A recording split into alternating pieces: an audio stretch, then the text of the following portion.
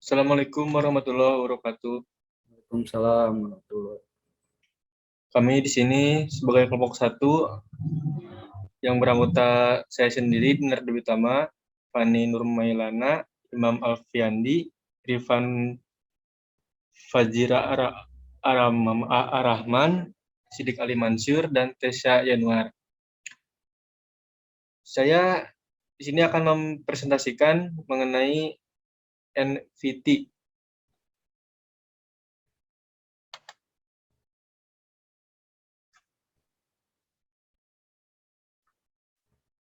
NVT adalah aset digital yang mempresentasikan satu-satunya kepemilikan seseorang terhadap suatu objek asli seperti video, lagu, karya seni digital, dan objek lainnya. Token NVT membuat objek-objek tersebut mempunyai kode unik, sehingga terjamin keasliannya dan tidak bisa diduplikasikan. Keunikan dari non-fungible token ini adalah membuat sebuah karya seni jadi hanya ada satu-satunya di dunia dan terasa spesial karena tidak sembarang orang yang bisa meniru karena keasliannya bisa dibuktikan. Seniman-seniman di dunia yang selama ini sering mendapatkan masalah mengenai karya seni miliknya punya keuntungan dengan memanfaatkan teknologi NFT ini. Sehingga wajar ketika NFT baru pertama kali dikenalkan pada tahun 2021 langsung menarik perhatian. Sebenarnya NFT sudah dikembangkan dari tahun 2014, namun pada booming di tahun ini telah menarik banyak seniman yang menyadari pentingnya teknologi canggih satu ini. Bagaimana cara kerja NFT? Sama seperti mata uang kripto, NFT data-datanya disimpan di dalam blockchain yang berfungsi seperti buku besar. Transaksi pun hanya bisa dilakukan di blockchain ini. Sistem NFT juga unik karena memiliki nilai sebagai hak kepemilikan. Anda yang sudah mempunyai NFT tertentu, maka kepemilikan NFT itu hanya tersedia untuk Anda.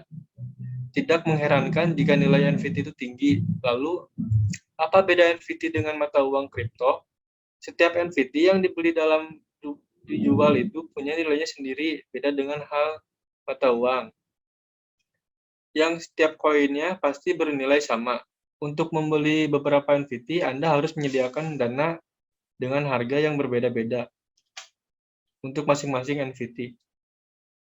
Perbedaan NFT dan kripto, NFT memang turunan dari kripto, akan tetapi NFT memiliki perbedaan terutama pada bentuk, tujuan, dan penggunaannya. Aset kripto seperti Bitcoin atau uang fisik terhadap nilai tukar yang sama bisa dijual beli. Misalnya uang 100.000, nilai tukarnya akan tetap 100.000. Sama dengan 1 Bitcoin yang nilainya 1 Bitcoin. Persamaan ini menjadikan aset kripto sebagai alat terpercaya untuk melakukan transaksi di blockchain. Setiap NFT diproduksi atau dibuat sekali dengan nilai seni yang berbeda-beda dan dilengkapi dengan tanda-tanda digital yang tidak bisa ditukar dengan NFT lain. NFT memiliki data unik yang bekerja seperti sidik jari untuk memudahkan verifikasi kepemilikannya yang bersifat mutlak. Apa itu blockchain? Blockchain adalah kumpulan catatan data yang diatur oleh suatu komunitas yang penggunanya tidak dikuasai oleh siapapun. Terdiri dari blok-blok data yang berisi berbagai macam informasi digital yang terhubung dengan rantai blok yang banyak jumlahnya yang dapat diakses dengan bantuan teknologi internet. Yang memiliki akses hanya sebagian komunitas blockchain. Sistem blockchain ini dilindungi oleh enkripsi tingkat tinggi, namun blockchain mempunyai sistem yang transparan. Artinya, yang termasuk ke dalam komunitas diberikan akses secara bebas. Setelah itu, cara kerja blockchain. Blockchain mempunyai cara kerja yang unik. Coba Anda bayangkan blockchain sebagai label yang sering Anda lihat di Microsoft Excel. Tabel di Excel bisa ditambahkan kolom dan barisnya, tapi jumlahnya terbatas, berbeda dengan blockchain. Kolom dan baris yang bisa kita samakan dengan blok itu dapat ditambahkan ke blockchain sehingga membuat blok baru yang tidak terhingga. Lalu, tidak ada sistem pusat yang mengaturnya, sehingga keamanan tidak mudah ditembus. Hal itu karena setiap komunitas yang masuk ke dalamnya bisa menjadi pusat. Dari sinilah segala transaksi dilakukan dan direkam dengan baik. Selanjutnya yang presentasi akan dipaparkan oleh Saudara Tessa. Di sini ada 3 pilar dalam blockchain. 1, ada desentralisasi. Anda bisa menyimpan data atau transaksi tanpa pihak ketiga dengan blockchain. Itulah yang membuat proses transaksi di dalam blockchain lebih cepat dan murah, karena Anda dan pihak yang melakukan transaksi saling terhubung. Ini yang disebut dengan desentralisasi. Anda tetap menjadi pusatnya, dan Anda bisa melakukan transaksi tanpa harus izin dulu ke pihak ketiga. Coba kita bandingkan dengan sistem yang digunakan bank. Misalnya, Anda transfer uang ke yang lain.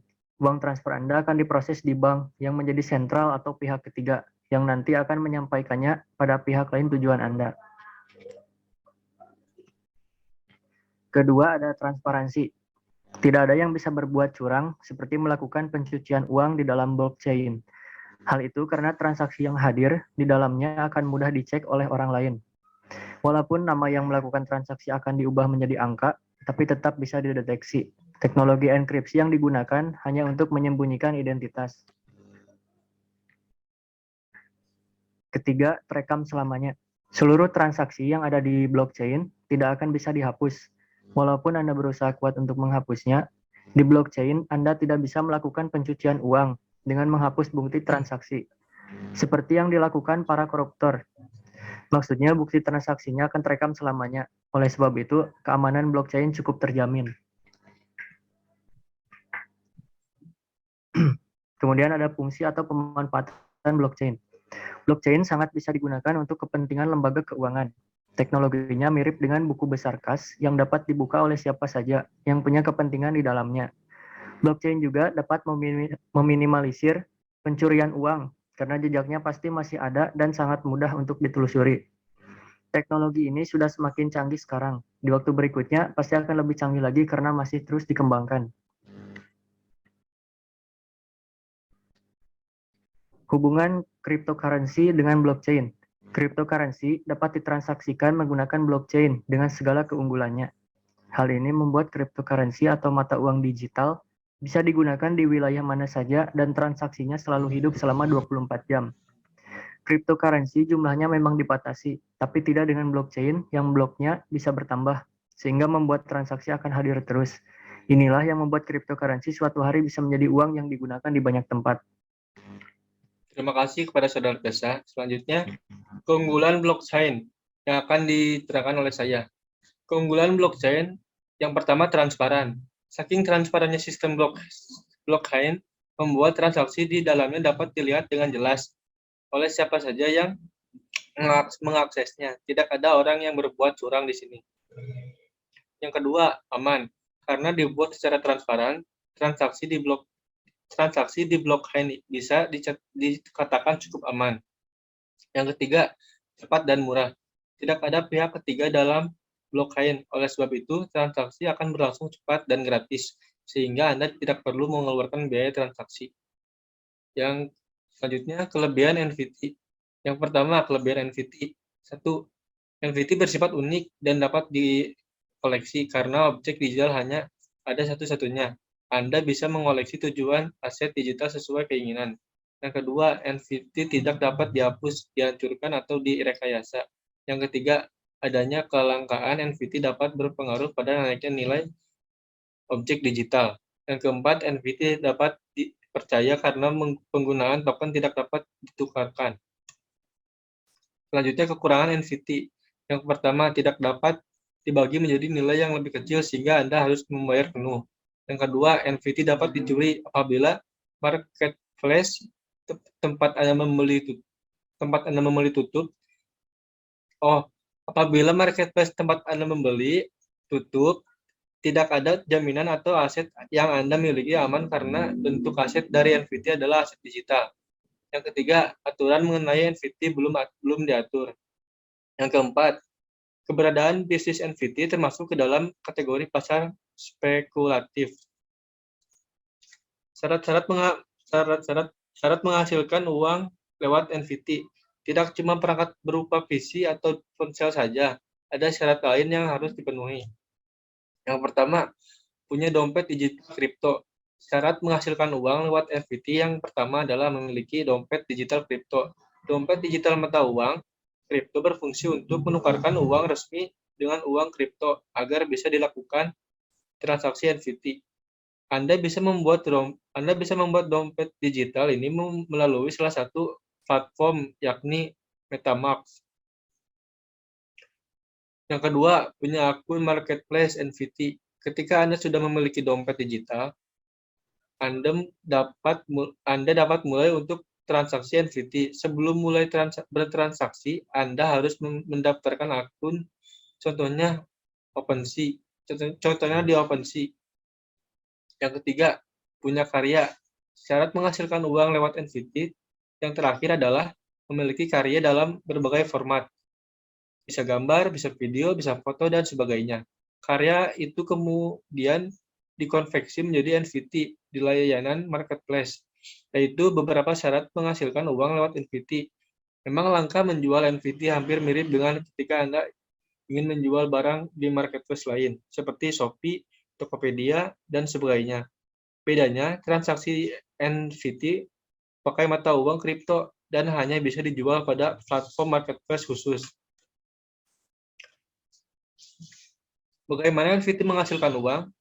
Yang pertama, cara menghasilkan uang lewat NFT bisa dilakukan dengan menjual karya digital yang telah Anda siapkan di platform marketplace NFT. Anda hanya perlu menggunakan karya tersebut ke platform marketplace NFT dan menyematkan tarifnya. NFT cepat laku dengan harga tinggi. Meski karya seni yang dia kategorikan NFT bisa apa saja, tetapi kamu jangan sampai membuat NFT sembarangan. Hal ini tentunya bisa merusak nilai seni. Berikut ada tips yang bisa kamu lakukan supaya NFT cepat laku dengan harga yang tinggi. Yang pertama, original. Meniru karya seni orang lain hanya akan membuat produk NFT yang kamu mendapatkan cap jelek. Belum lagi kamu juga bisa terkena pidana karena plagiat atau sampai mengakui karya orang lain. Yang kedua, ciri khas yang erat. Memiliki ciri khas pada produk NFT-mu juga sangat penting, sebab dengan ciri khas tersebut, orang yang melihat tentunya bisa lebih mudah mengetahui atau mengingat penciptanya. Yang ketiga, gabung di komunitas. Kamu juga perlu gabung di sebuah komunitas NFT agar bisa mendapatkan informasi mengenai jual beli NFT, mendapatkan pembeli atau investor dengan mudah. Berikut beberapa komunitas NFT antara lain. Yang pertama, Indo Art Now NFT, aplikasi Discord. Yang kedua, Krafi NFT, aplikasi Telegram. Yang ketiga, IDNVT, aplikasi Discord. Yang keempat, komunitas NFT, aplikasi Instagram. Yang kelima, toko kripto, ekosistem server NFT di channel Discord toko kripto. Selanjutnya, yang keempat, tingkatkan personal branding di sosial media. Kamu yang membuat karya seni NFT atau sebagai penciptanya, tentunya perlu dikenal banyak orang agar NFT-mu dilihat agar diincar kolektor seni atau investor lain. Caranya, kamu lakukan personal branding di sosial media melalui Instagram, Facebook, TikTok, atau YouTube. Dalam sosial media tersebut, kamu juga bisa memposting segala kegiatan kamu dalam membuat produk NFT atau saat membuat karya seni lain yang disukai. Yang kelima, ciptakan karya dengan nilai seni tinggi. Masih sudah banyak investor yang membuktikan NFT cuannya besar sejak 2014, tetapi sehingga sekarang Masih banyak orang yang menganggap kalau NFT hanya produk yang biasa saja. Beda halnya dengan orang-orang yang memiliki jiwa seni yang tinggi. Maka NFT bisa jadi ladang menyerap uang yang menjanjikan. Untuk itu, jika kamu ingin terjun di dunia NFT, maka ciptakanlah karya dengan nilai yang sangat tinggi. Dengan begitu, karyamu akan dihargai dan dengan seniman yang lainnya. NFT termahal di dunia pada tahun 2021.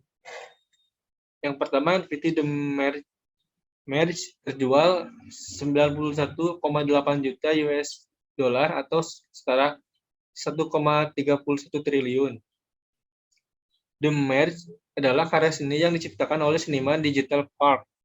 Digital Park di dunia NFT pada sudah dikenal sebagai salah satu jawaranya karena dirinya mempunyai ciptaan karya-karya seni yang paling ikonik.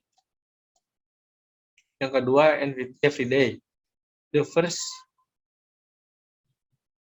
500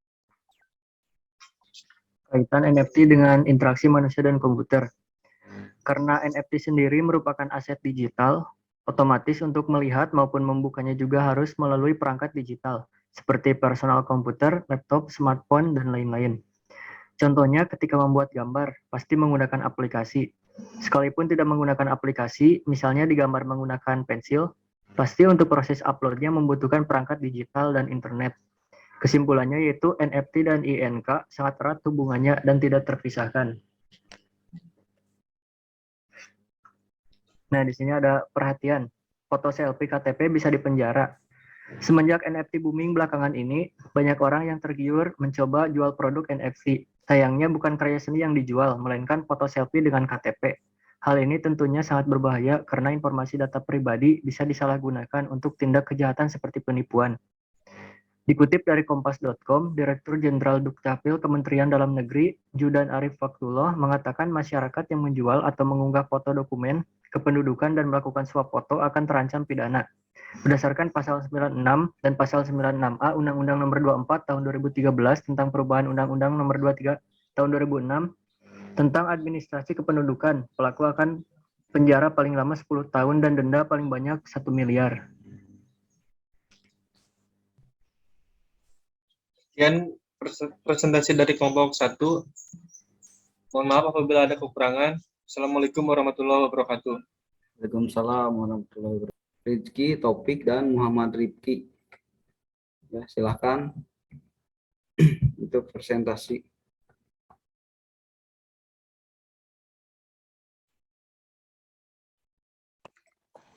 Assalamualaikum warahmatullahi wabarakatuh. Waalaikumsalam warahmatullahi wabarakatuh. Maaf, gema nggak Pak suaranya? Ada, jelas. Jelas? Jelas. Ya. Silakan. Perkenalkan, kami dari kelompok 2 yang beranggotakan. Artinya enable editingnya diklik dulu, Topik. Ya? Enable editingnya diklik dulu. Iya.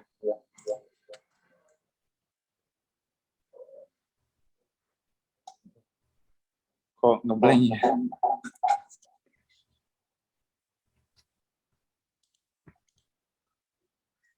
Nah, itu.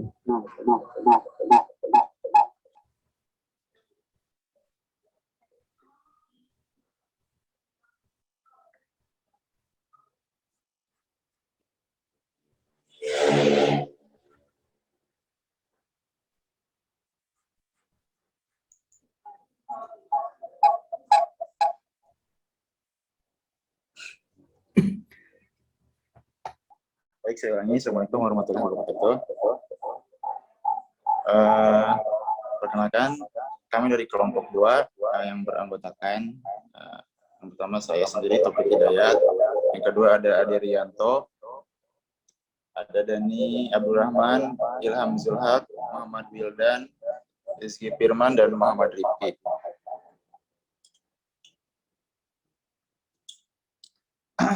Langsung saja. Di sini kami akan menjelaskan tentang hubungan IMK dengan Mobile Legends. Ditampilkan Topik slide-nya. Oh ya, bentar. Di sini sudah, Pak. Aduh. Suaranya double ini. Bentar. Di ini di apa? Di F5 di Di sini slideshow. sudah, tapi belum muncul ya. Belum slideshow. Di sini sudah di slideshow. Yang lainnya belum Atau kan? jaringannya mungkin ya. Yang lainnya Hopi dari Hopi belum slideshow kan? Belum, Pak. Ya. Oh, di sini juga belum, Pak. Aduh. Bentar. Itu yang dekat ini nih, yang berapa nih? Yang buat zoom 60%, 100 sampai 100 tuh, itu diklik tuh buat slideshow. Iya, sudah. Kalau di laptop udah, tapi di HP belum ya. Kenapa ya? Ini kan Oke, saya pakai dua. Ini udah sob. Lanjut aja lanjut. atau mau sama Wildan? Lanjut aja lanjut. Lanjut aja. Ya lanjut saja. Sob. Oke, mohon maaf atas segala kendala.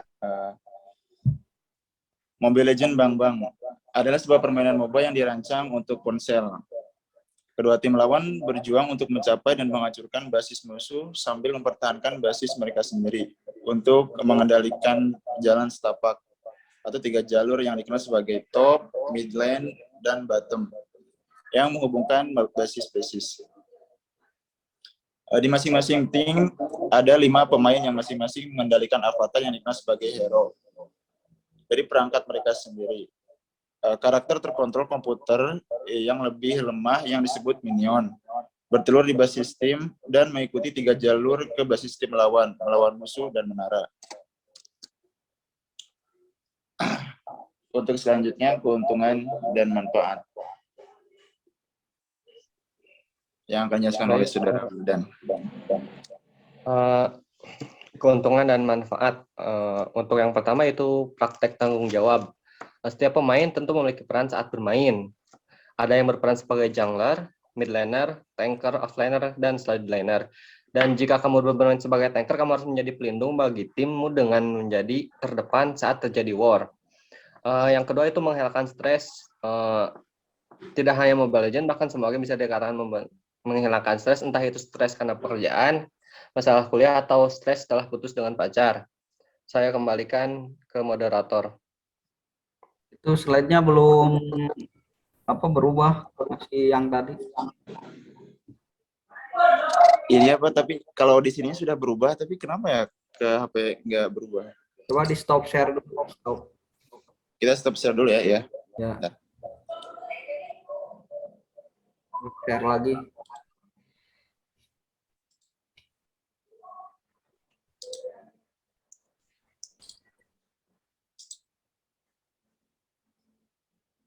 Sok diperbesar dulu di slideshow. Sekali lagi.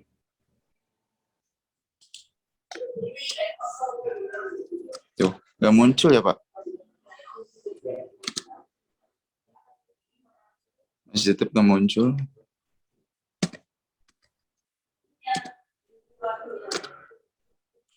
Coba stop lagi, stop share.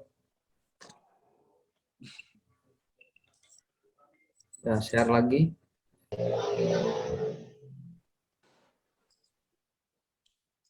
Pilihnya yang udah ditampilkan, udah tampil. Ya, ini misalkan.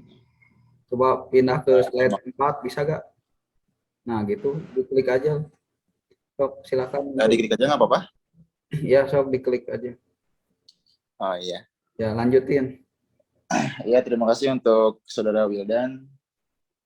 Selanjutnya akan dijelaskan oleh Dani Abdurrahman.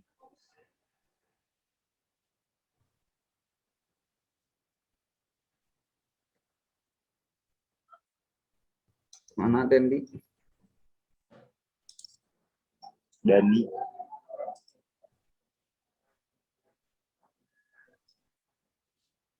Oh, maaf. Menemukan jodoh, cari jodoh lewat game online, mengapa tidak? Apa? Yang mana slide-nya? Yang nomor 6, Pak. Oke, itu topik. Oh ya, benar-benar. So. Nomor genep, Pik. Udah yang barusan. itu bisa. Nah, sok. Ih. Ya lanjut. Tadi sampai menemukan jodoh. Melatih Ya. refleks motorik. Sampai menemukan jodoh, cari jodoh lewat game online, mengapa tidak? Hingga saat ini banyak sekali berita tentang pasangan suami istri yang kita dengar setelah berkenalan melalui game online, termasuk Mobile Legends, memiliki pasangan yang memiliki frekuensi merupakan keinginan yang didambakan oleh kebanyakan orang. Jadi kapan lagi punya pacar yang sefrekuensi sama di malam pertama? Kamu bisa menikmati Mobile Legends loh. Selanjutnya, kerugian disahkan.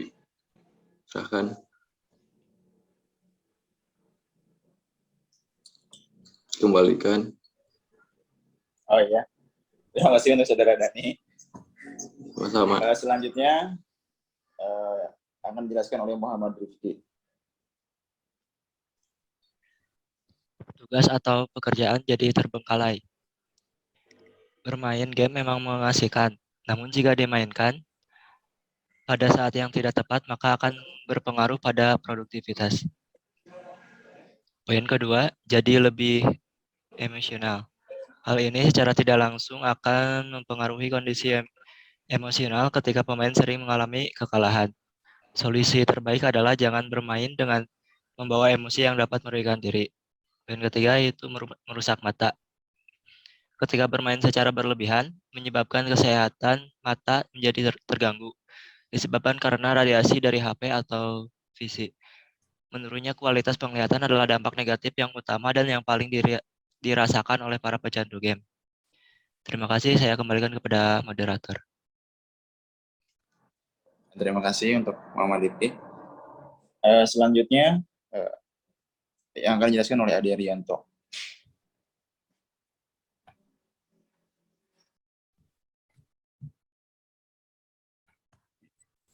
Slide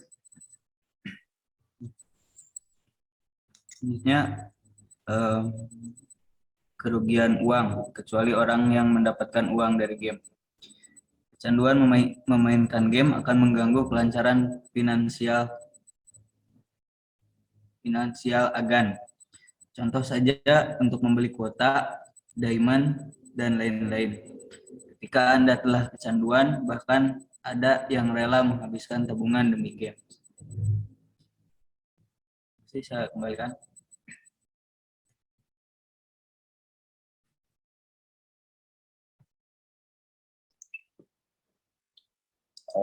Terima kasih untuk Ade. Selanjutnya Ilham.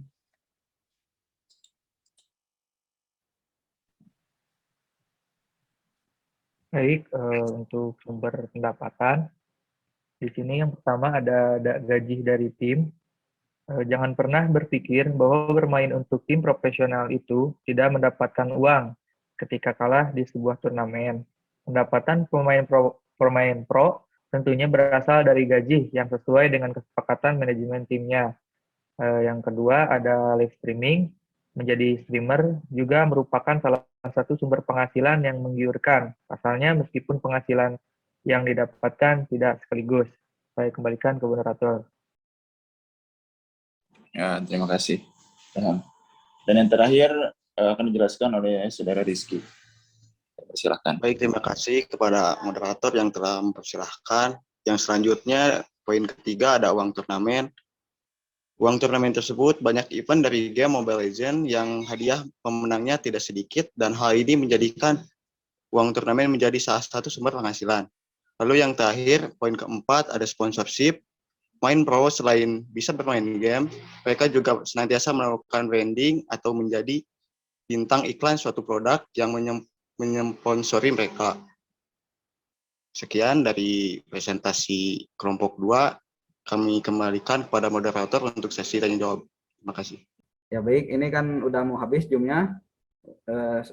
Saya simpulkan ya, untuk NFT dan di Mobile Legends ya semuanya ada hubungannya dengan interaksi manusia dan komputer karena semuanya mengakses sebuah aplikasi ya. Nah, untuk minggu depan silahkan kelompok 3 dan 4 ya. Jadi anggota kelompoknya harus hadir semua ya. Nanti yang nggak hadir ya dengan resiko nggak dapat nilai presentasinya. Ada pertanyaan sebelum saya akhiri? Jelas? Ya, si PowerPoint-nya diingatkan lagi 1 hari sebelum presentasi harus sudah di-emailkan ya. Ya, ditunggu jadi hari Selasa sudah di-emailkan untuk slide PowerPoint-nya. Baik, itu saja mungkin yang bisa saya sampaikan di minggu ketiga ini. Nanti absennya saya kirim ke WA Group ya. Terima kasih atas perhatiannya. Wassalamualaikum warahmatullahi wabarakatuh.